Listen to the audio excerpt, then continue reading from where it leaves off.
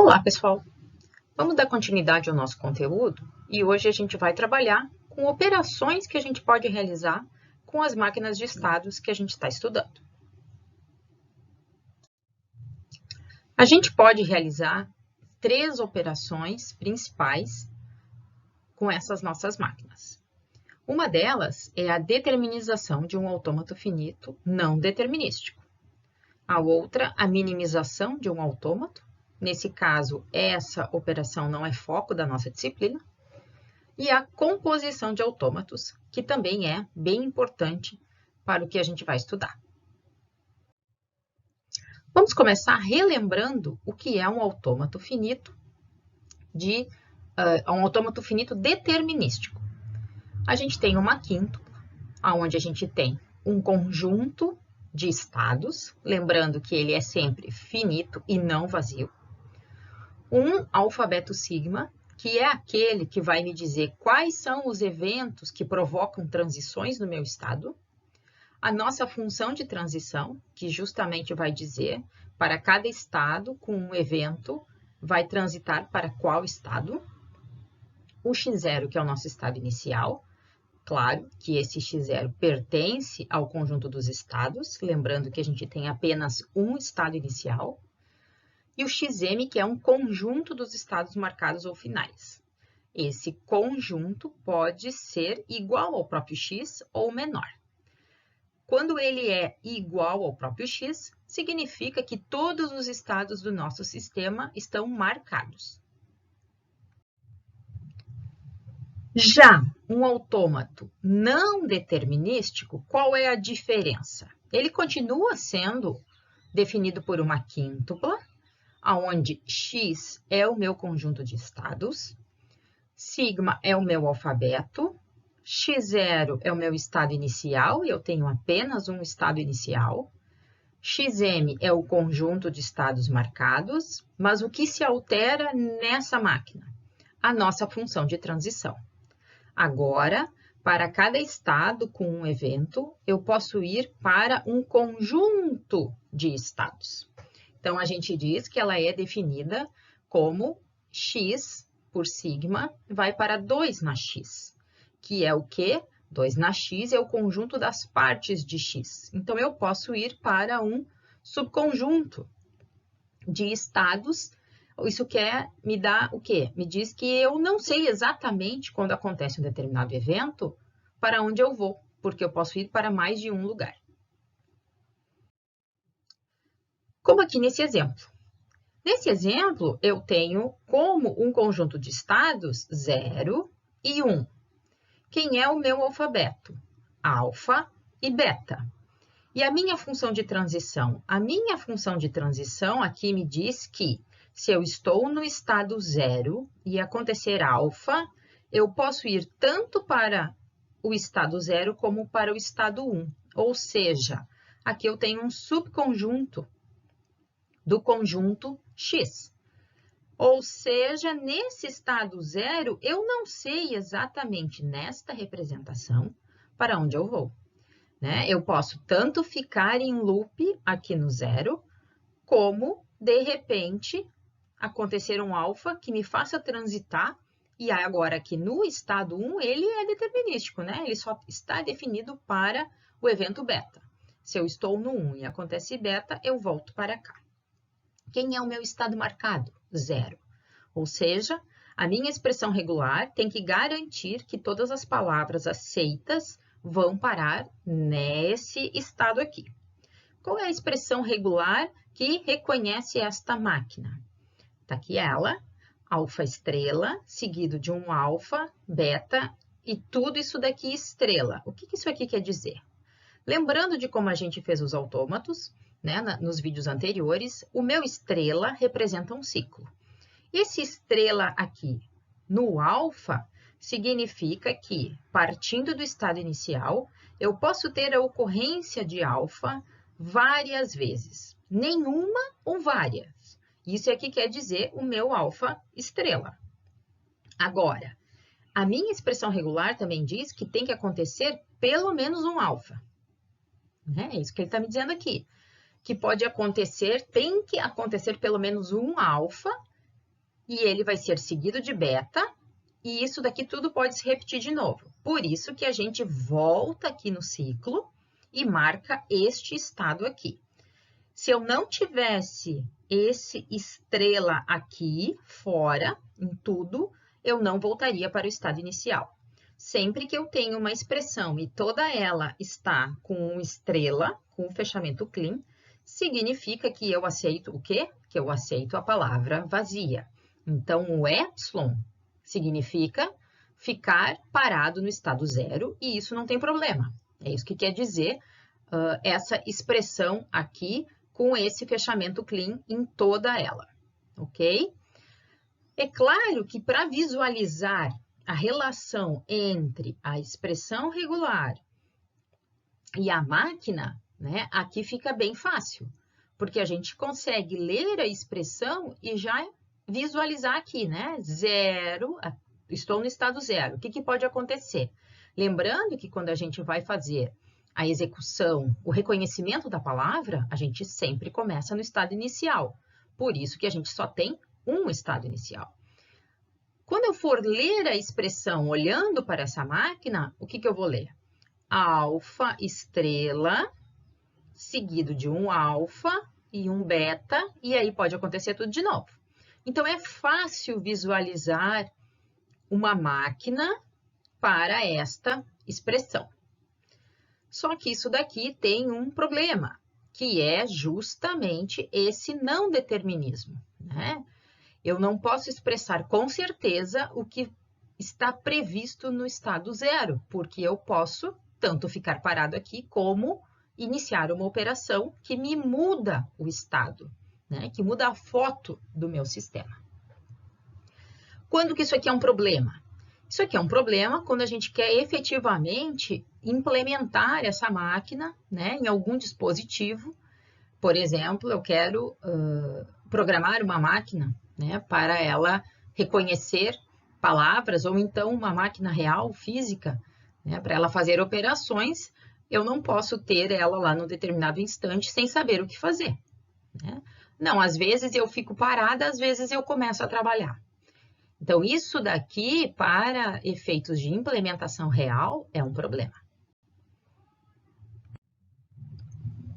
É claro que eu posso também fazer a função estendida disso daqui, né? Então, é claro que um autômato não determinístico, eu continuo tendo o reconhecimento de cadeias, só que agora, né, quando eu for ver para onde vai, né, o reconhecimento com um determinado símbolo aqui, eu posso ir para mais de um estado. E não tem problema, porque isso aqui está previsto, né, na nossa definição. Agora vamos visualizar por que é mais difícil encontrar a máquina a partir de uma expressão, encontrar diretamente a máquina determinística. Imaginem que eu tenha essa expressão aqui. Eu tenho uma linguagem onde eu tenho 0 ou 1, nenhuma ou várias vezes, mas eu sempre termino em 0, 0. Aonde que apareceu o meu não determinismo aqui? Nesse 0 aqui, né? Porque esse 0 aparece tanto aqui, no 0 ou 1, como aqui. Ou seja, eu posso ter uma sequência de zeros aqui que eu não sei qual é, mas eu sei que tem que terminar com 2 zeros. A máquina determinística que reconhece essa expressão está aqui, né? Agora, vocês vão concordar comigo que não é trivial a gente partir dessa expressão aqui para essa máquina, né? Não é trivial enxergar isso daqui. Mas nessa máquina eu não tenho não determinismo, né? Para cada estado, eu tenho apenas uma saída com um determinado evento, né? Se eu estou aqui e acontecer 1, eu fico aqui. Se acontecer 0, eu venho para cá. Se eu estou aqui, se acontecer 1, eu volto ao estado anterior. Se acontecer 0, eu vou para o próximo estado. Aqui, se acontecer 0, eu fico no mesmo estado. Se acontecer 1, eu volto para o estado inicial. Eu garanto para vocês que essa máquina reconhece esta expressão regular. Agora, e se ao invés de ter que reconhecer 2 zeros ao final, eu quero que ela reconheça 3 zeros ao final, sempre. Então, todas as cadeias que terminam em 0, 0, 0. Agora, o meu autômato é um pouquinho mais complicado, né? Porque agora eu quero garantir o determinismo e garantir que ele termina em 3 zeros. Mas uma expressão desse tipo aqui deveria ser mais fácil a gente encontrar a máquina, né? Não deveria ter que pensar tanto na transição de estados como está representada aqui nesta solução. Se eu não estivesse preocupada em encontrar uma máquina determinística, eu facilmente encontraria a minha máquina fazendo isso aqui, né? Eu tenho aqui uma escolha entre 2 eventos que pode acontecer nenhuma ou várias vezes. Isso daqui me indica um self-loop. Ou seja, se ele pode acontecer nenhuma vez, a gente coloca, né, em loop nesse estado. Nesse caso aqui é no inicial, porque eu comecei a expressão aqui. 0 ou 1 estrela, mas eu sei que tenho que terminar em 2 zeros para chegar ao estado final. É muito mais fácil visualizar a máquina para essa expressão dessa maneira, né? Mas tem esse problema. Se eu tivesse que colocar mais um zero, o que eu teria que fazer? Simplesmente adicionar mais um estado aqui, né? Nesse exemplo aqui. Será que essa máquina é equivalente a essa? Né? Eu estou dizendo para vocês que é, né? Mas como que então eu posso partir dessa e encontrar essa, já que é mais fácil eu encontrar a máquina não determinística? Então, a pergunta que fica, se é possível que um autômato não determinístico reconheça linguagens que não são reconhecidas por algum autômato determinístico. E a resposta é dada por um teorema. Uma linguagem é reconhecida por um autômato não determinístico se e somente se ela também for reconhecida por um determinístico. Ou seja, a todo autômato não determinístico corresponde um determinístico equivalente, ou seja, que reconhece a mesma linguagem. Então, sempre que eu tenho um autômato não determinístico, é possível encontrar um determinístico equivalente a ele.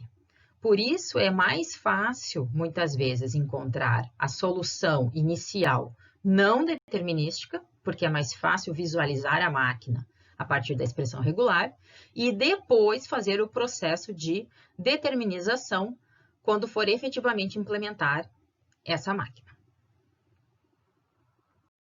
E como que eu vou fazer isso, né? Então, nessa aula, a gente vai ver o processo de determinizar um autômato finito não determinístico. Como que a gente faz isso? Bom, a gente vai ter a construção de um novo autômato a partir do original, que é não determinístico. Então, a gente tem o nosso G, que é, né, composto por x, sigma, f, x0 e xm, que é não determinístico. A partir dele, a gente vai criar um GD, eu chamei aqui, de G determinístico, onde eu vou ter um conjunto de estados determinísticos, um alfabeto, que, como aqui ó, a gente não colocou o D, significa que é o mesmo, uma função de transição para esse novo conjunto de estados que eu criei, um estado inicial, novo também, e um conjunto de estados finais determinístico, ou seja, ele vai ser definido em função desse novo conjunto de estados.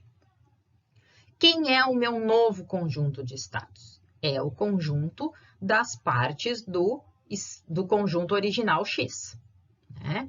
Então, o meu XD é igual a 2 na X. O meu novo estado inicial é o mesmo de X0. né? É aquele subconjunto que contém apenas o x0 inicial. A minha função de transição é que agora vai ser diferente, porque eu vou ter que calcular o quê? Aqui, nesse meu novo estado, eu vou ter como estado um subconjunto de estados do original, né? Porque eu vou fazer uma composição, lembrando que o conjunto das partes é o conjunto de todos os subconjuntos. Com um determinado sigma aqui, né, que é um evento, um elemento do alfabeto, vai ser o quê? A união das saídas para a minha função de transição original. O meu conjunto dos estados marcados, agora determinístico, vão ser o quê? Esses novos estados que pertencem a um novo conjunto, tal que, se eu fizer a interseção desse estado com o meu conjunto original, a minha interseção dá vazia. Ou seja, se eu tiver novos estados que contêm os estados marcados originais, esse também será marcado. Com isso, eu posso garantir que a linguagem marcada de G é igual à linguagem marcada de GD. Lembrando que a linguagem marcada é aquela que determina o quê? Todas as cadeias que terminam em um estado marcado. Nesse caso aqui, a linguagem gerada não será a mesma, porque eu vou acrescentar estados aqui, né? Como a gente já pode imaginar. Se eu vou ter aqui um conjunto de estados, que é o conjunto das partes, certamente eu vou ter aqui um conjunto de estados maior. O que eu não posso esquecer de fazer aqui também? Ao final, eu tenho que remover o estado poço. O que é esse estado poço? É aquele estado que eu tenho transições entre estados e eventos que não estão definidas. Mas isso a gente vai ver através de um exemplo. Vamos começar vendo aqui um exemplo pronto já. Depois, a gente vai fazer um passo a passo, ok? Então, aqui eu tenho aquela máquina que já apareceu antes lá para nós, né? Uma bem semelhante. Eu tenho aqui uma expressão, né, dada por A ou B estrela, seguido de AB. Significa que eu posso ter A ou B várias vezes, ou nenhuma, mas eu tenho que terminar com um AB para chegar nesse estado aqui. Essa máquina aqui é não determinística. Quem é o evento que insere o não determinismo aqui? O A, né? Eu tenho um equivalente? Tenho. Eu consigo encontrar aqui um equivalente e observem que aparecem novos estados que representam, né, subconjuntos mesmo dos estados originais. Né? Significa o quê? Que eu sempre vou criar novos estados para retirar esse não determinismo. Mas é claro que eu tenho que ter um modo de fazer isso de maneira organizada. Né? Não posso sair chutando assim, quem serão os meus novos estados? Para quem eu terei a função de transição definida? E é isso que a gente vai ver. Aqui, só para relembrar a questão do estado poço, olha aqui, esse exemplo aqui, a gente tinha o não determinismo com o alfa no estado zero. Quando eu fui encontrar o processo aqui de determinização, acabou surgindo quais novos estados? Lembrando que é o conjunto das partes, então eu tenho o quê? O estado 0, o estado 1, o estado 0, 1 e o estado φ, vazio, que sempre pertence ao conjunto das partes. Aqui eu tenho a definição de todas as transições, né? Ou seja, para cada estado, com todos os eventos, para onde ele vai.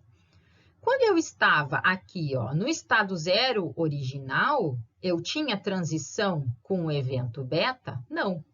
Mas no meu algoritmo, para encontrar o determinístico, ele está definido como o quê? Se não está definido no original, significa que ele vai para o poço. Então, aqui tem um modelo completo, né? Assim como, se eu pegasse o estado 1 com o evento alfa, ele não estava definido, né? E com o evento beta, ele estava definido que ele voltava para o zero.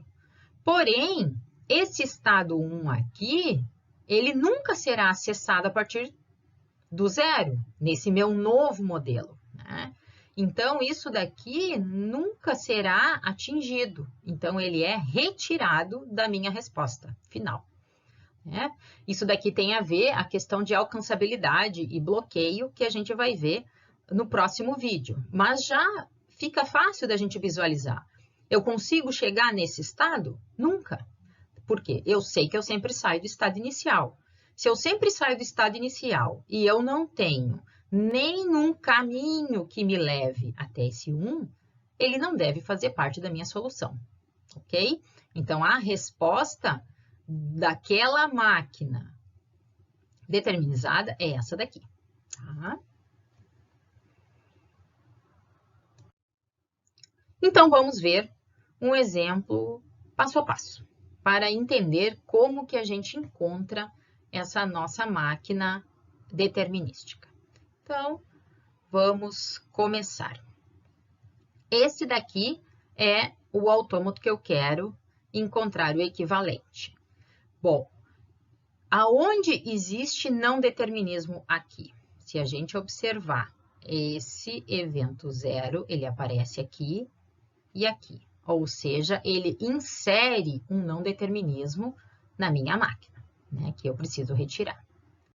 Então, a gente começa vendo a definição formal desse G aqui, né, desse meu G original. Quem é o meu conjunto de estados? 1, 2, 3 e 4, né? Então, tá aqui. 1, 2, 3 e o 4. Quem é o meu alfabeto? 0 e 1. Quem é o meu estado inicial? O 1. Quem são os meus estados marcados? O conjunto de 1 e 4, ou seja, eu tenho 2 estados marcados. A minha função de transição? Eu tenho aqui, quando eu estou no estado 1 e acontecer o 0, eu posso tanto ficar no 1, como eu posso transitar para o 3. E é aqui que vai aparecer, né, o meu não determinismo. Ou seja, a saída aqui é um conjunto de estados. E aqui é que está o nosso problema, né? Em todos os outros, isso não acontece, né? Quando eu estou no 1 e acontece 1, eu vou para o 2. Quando eu estou no 2, acontece 0, eu vou para o 4.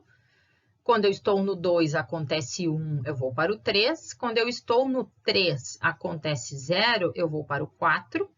E observem que o meu estado 3 não tem definição para o evento 1, né? Então, com o evento 1, ele vai para um estado poço. O meu estado 4, ele é um estado final e ele também não tem saída. Então, ele vai aqui, nesse caso, também para o estado poço. Para facilitar, eu fiz uma tabela e essa tabela aqui, ela vai ser muito útil para a gente encontrar depois o nosso equivalente. Bom, vamos aqui para ficar direitinho. E qual é a expressão regular que reconhece essa máquina? Né? Significa que se eu for ler aqui, né, eu tenho o quê? 0 estrela, seguido de... Vamos pegar o caminho aqui, né? Deixa eu pegar um apontador aqui. Eu tenho um 0 estrela, que pode vir por aqui, 1. Depois tem um 0. Ou aqui ele também pode ter só um 0. Ou ele tem o outro caminho, que é 0, 0 estrela, 0, 0, né? Que é o que está aqui. Como que a gente vai encontrar esse nosso novo autômato? Então, a gente tem que vir aqui e fazer agora a construção dessa máquina aqui. Como que a gente vai fazer isso? Quem é o meu novo conjunto de estados? O meu novo conjunto de estados é 2 na X, onde X é 1, 2, 3 e 4. Ou seja, eu vou ter que encontrar todos os subconjuntos deste conjunto aqui. O meu alfabeto continua o mesmo. A minha função de transição, eu vou ter que, né, para cada novo estado, fazer a união dos estados anteriores. O meu estado inicial continua sendo o mesmo, ou seja, o subconjunto composto apenas pelo estado 1. O meu estado marcado, eu vou ter que analisar todos os meus novos estados de XD e ver com a interseção do estado marcado original, aqueles que ela dá diferente de vazio. A expressão regular tem que continuar a mesma. Então, vamos lá. Quem é o meu conjunto de estados? Se eu for fazer aqui, né, o produto cartesiano disso daqui, lembrando que eu estou trabalhando com conjuntos, eu sempre vou ter o quê? O estado poço, os próprios estados originais, né, composto apenas por esses estados, e depois a combinação. Claro que a combinação em um conjunto, a ordem não importa, né? O conjunto 1, 3 e 3, 1 é a mesma coisa. Então, eu tenho o quê? 1, 3, 1, 4, 2, 3, 2, 4, 1, 2, 3, 1, 2, 4, 1, 3, 4, 2, 3, 4 e 1, 2, 3, 4. Todas as possibilidades. Então, aqui a gente tem todas as possíveis combinações entre os estados do conjunto X. É claro que dificilmente eu vou ter que fazer a função de transição para todos, né? Eu não preciso.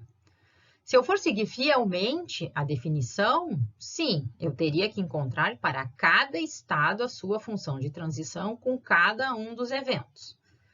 Mas a gente faz a construção dinamicamente e faz apenas para aqueles estados que são saída de um outro estado. Vamos ver como é que a gente faz isso.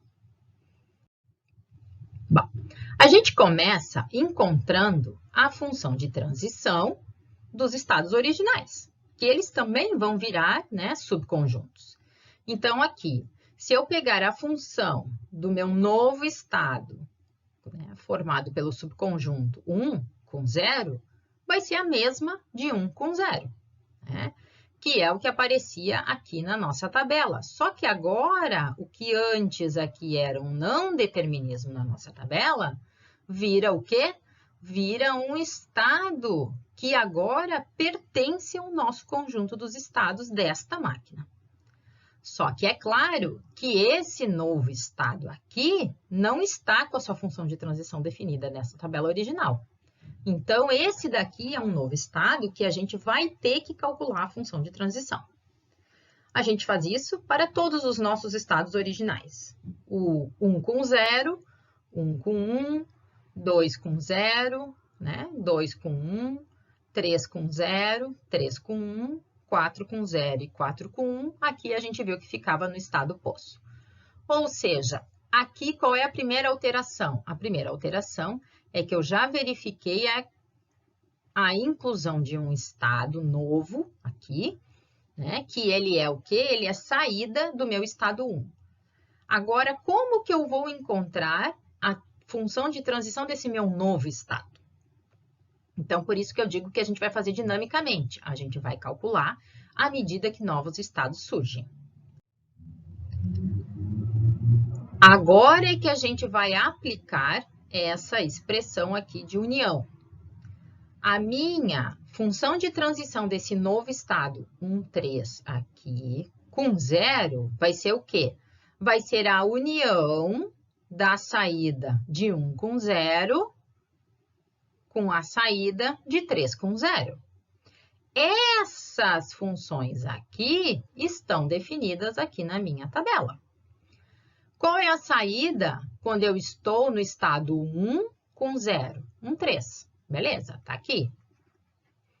Qual é a saída quando eu estou no estado 3 com 0? 3 com 0 tá aqui. Tá aqui.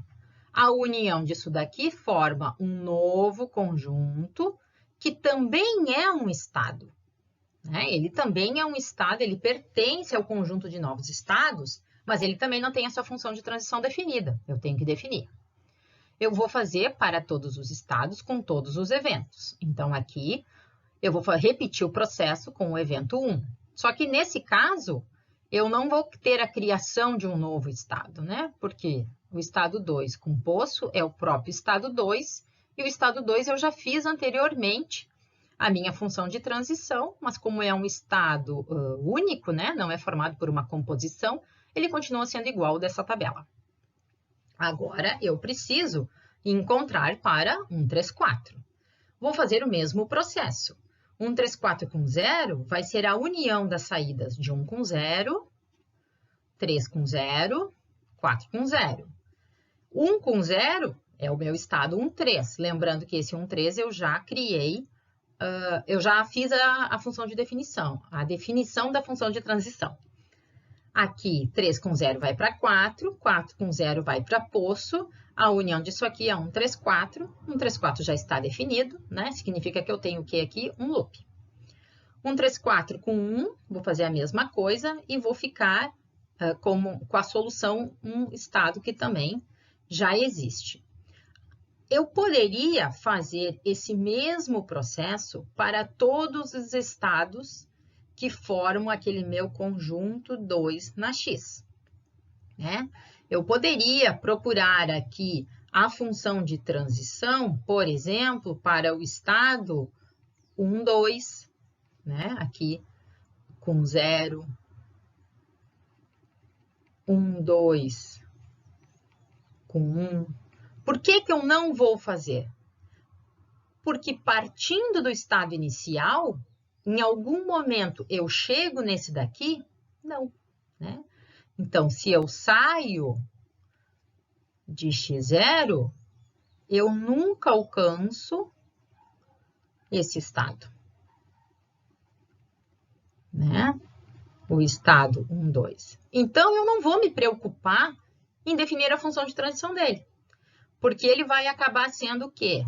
Ou um estado que não é alcançado a partir do estado inicial e vai ter as suas saídas para outros estados que também não são alcançáveis ou para o estado poço, né? A gente vai acabar retirando toda essa parte do autômato porque ela não é atingível.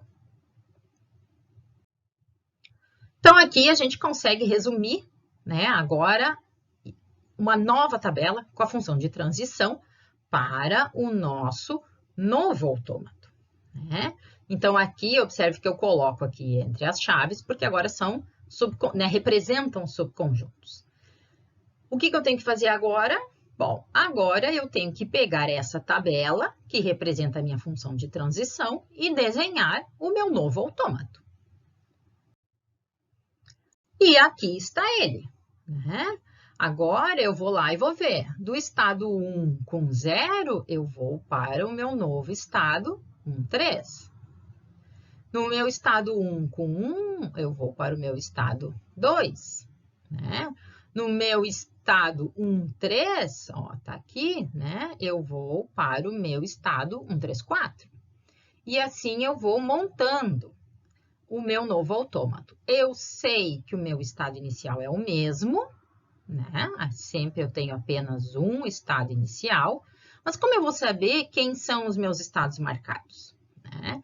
Eu sei que agora eu vou pegar apenas o conjunto daqueles estados, né, que aparecem na minha máquina, né, que tem função de transição definida, e vou pegar o meu conjunto original e vou fazer a interseção, né? Ou seja, todos aqueles estados que têm o estado 1 ou o estado 4 serão marcados. Se eu olhar aqui, 1 interseção com 4 não dá vazio, então esse é marcado.